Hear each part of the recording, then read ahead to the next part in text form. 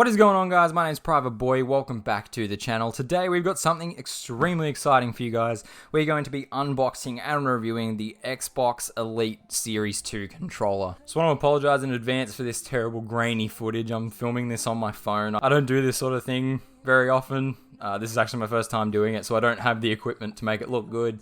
It's looking pretty terrible right now, but just bear with me. So this is me while editing. I've just realized that there is a lot of instances where my head gets in the way in this, so I apologize for that. In future, if I do more unboxings, I promise my head won't get in the way and ruin perfectly good footage, and the footage won't be as grainy anymore because I'll do it with a proper camera. So let's just get in and open up this bad boy.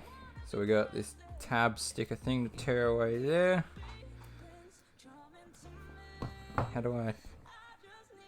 Does it come off the top? Oh, there's another little tab on the bottom. Don't forget that one. And it just lifts off here. So just like the Series 1, it's got that sleek looking, really nice case. It also has that, what is that, a USB-C port on the focus. Yep, on the case right there. So from what I hear, it actually has a charging dock inside the case for the controller. Let's open it up and have a look. Oh, that's pretty stunning. Oh, the paddles feel so much cooler. So it's internal battery, which is a change on the Series 1, which was an external. Yeah, that looks so much sleeker than the Series 1. So just like the Series 1, you got removable thumbsticks. It's a little bit of a different design to the Series 1. They don't come off quite as easily. So instead of having the switch for your different profiles, you got 3 profiles. I don't know if you guys can see the 3 little lights there.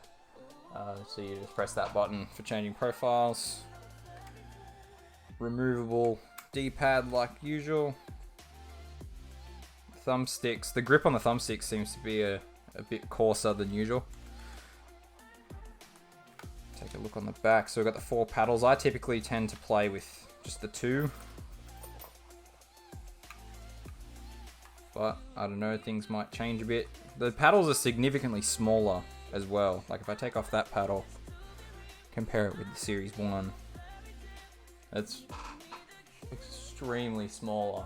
So that's the Series 1, this is the Series 2. So we've actually got 3, I forget what this feature's called, the hair trigger function I think it is. So we've got 3 settings as opposed to the 2 that's on the Gen 1.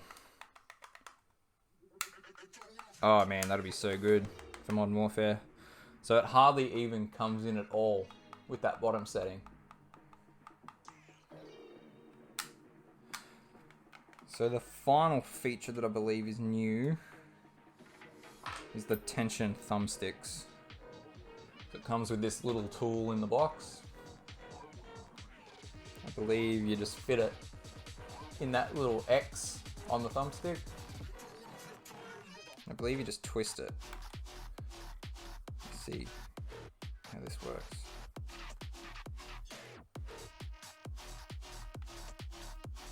Okay, so we've just turned it left. Haven't really done anything. We'll try tightening it. Oh yeah, that's way better. So they said that the final setting feels like a 360. Whoops. So yeah, they've said that the tightest setting on it feels like a 360 controller, and I cannot argue with that. It does have that quite tense sort of Xbox 360 type feeling to the thumbstick. I'll pop on one of the long ones, seeing as that's what I usually play with. Yeah, that feels super tight. I'll probably have to play around with those tension settings just before I do my review. Just loosen them maybe one level.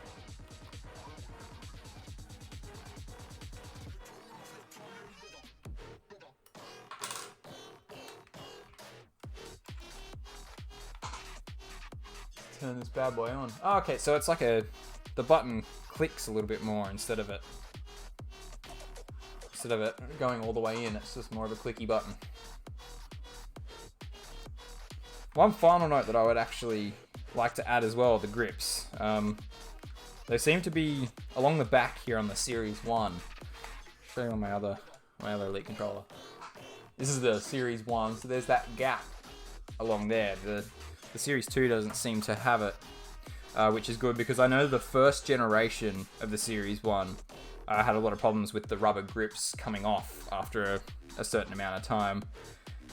But this seems to be just two pieces of rubber together. It looks a hell of a lot more solid of a build.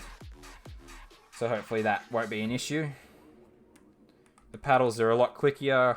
The tension thumbsticks are a great addition. Still got the removable and interchangeable D-pad.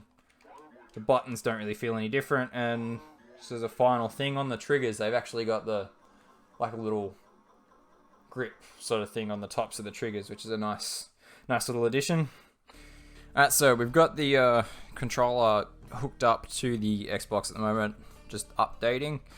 So while that's doing that, let's take a look at what else comes in the box. So you can actually take the charging dock out of the case, which is quite cool. It just sort of slots in there magnetically. That's a really cool little feature. I thought that it was attached to the box. So in the case, you've got the charging dock. We got a thumbstick without the coarse sort of grip around the edges, which is cool. A spare short thumbstick. That's the one that I took off the controller when I put the long stick on. Got another concave low grip thumbstick and one dome thumbstick. Spare D-pad, the paddles that I just took off it, and the key. So that's all that's in the case. Let's have a look at what else is in the box. So we got a cable of some sort here, like a charging cable.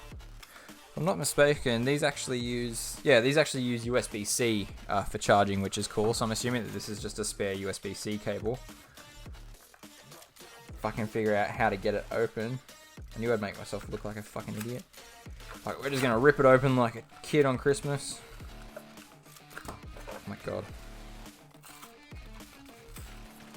Yank it out there. Yeah, so it's a fairly sizable USB-C cable. Oh my god, that's got to be maybe a 2 meter cable, I believe. Might tell us on the paperwork. So just got that cable. Get that out of the way. Let's see what else is in here. Instruction manual. Yep. Yeah, it doesn't say on the contents how long the cable is. Oh, what was that? Okay, so that light, there's a light under the home button apparently that actually flashes when it turns red when the batteries are running low. So that's cool. You don't just have to rely on the whatchamacallit, the notification that you get on the Xbox. Nothing there. Warranty, we can disregard that. What's this? It's code. Oh, cool. Free 14-day trial for Ultimate Game Pass. It's a cool little addition from Microsoft. So that is everything that is in the box. So we shall move on from the unboxing portion of the video, and I'll pass over to my future self for the review. Alright, so I've been playing with the new controller for a few hours now, probably about 2 or 3 hours, just playing Modern Warfare. Played a little bit of Zombies on Black Ops 2, played a little bit of FIFA. I think I've got a pretty good grasp on the controller itself. So probably the main talking point that I would talk about would probably be the paddles. As I said in the unboxing, they are much smaller. They have a bit more of a click to them. It's just a bit more satisfying to press them. The biggest thing for me though is that when you're using the new charging dock that comes with the case, you don't need to take the paddles off anymore. So on my Series 1, I was using one of those third-party charging dock things, and I'd have to remove the paddles and sit it on the dock, and even then sometimes it wouldn't sit flush and it wouldn't actually charge, even though that it said it was charging. So the paddles not being, not having to take the paddles off, and just the way that it charges with the charger that comes in the box, it's a hell of a lot more user-friendly.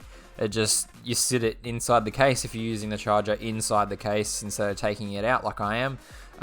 You can use that, and you just essentially just sit it in the case as if you're just putting it in the case without it to charge, and it just automatically starts charging. It's really great.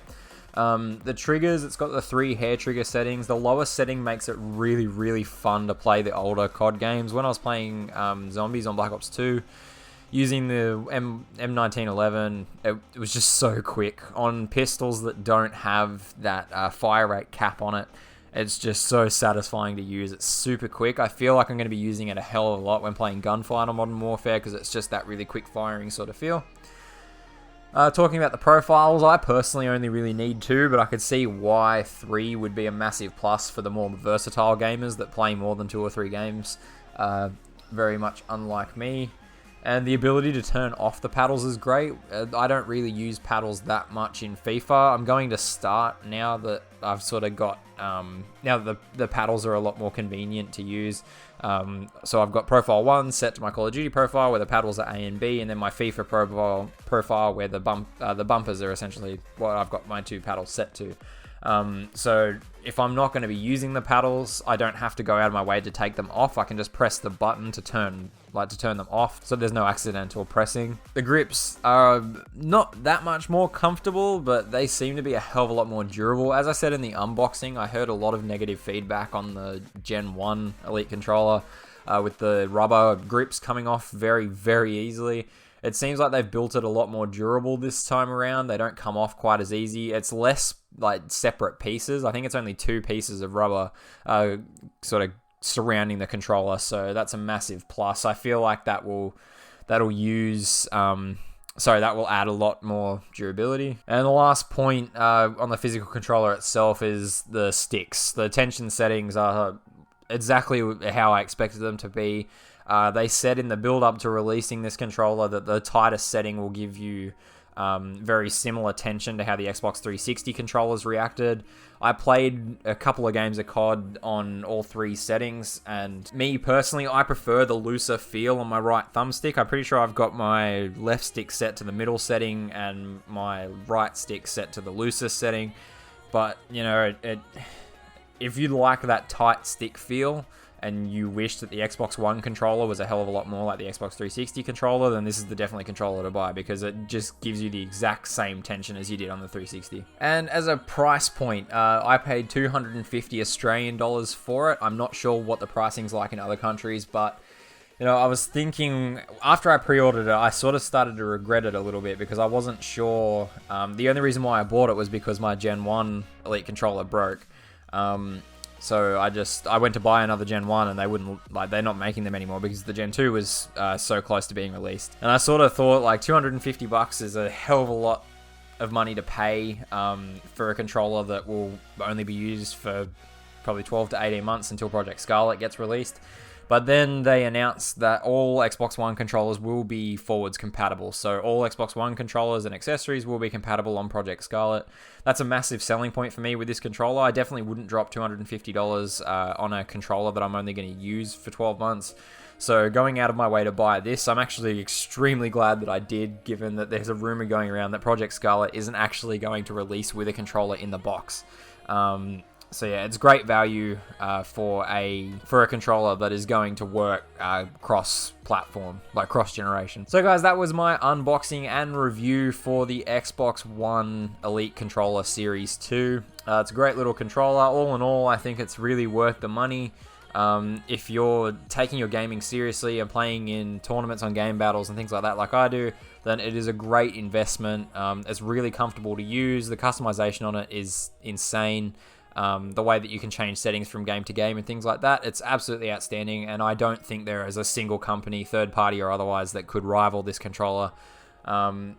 So if you're thinking about buying a better controller, then I would seriously recommend taking a real serious look at this, because it is up there with one of the best controllers of all time. So guys, thank you so much for watching. Keep an eye out on Thursday. My Modern Warfare review will be coming out at 9 AM, so keep a lookout for that. Make sure you hit that like button if you enjoyed the video, and if you're new, hit that subscribe button, and I'll see you guys next time.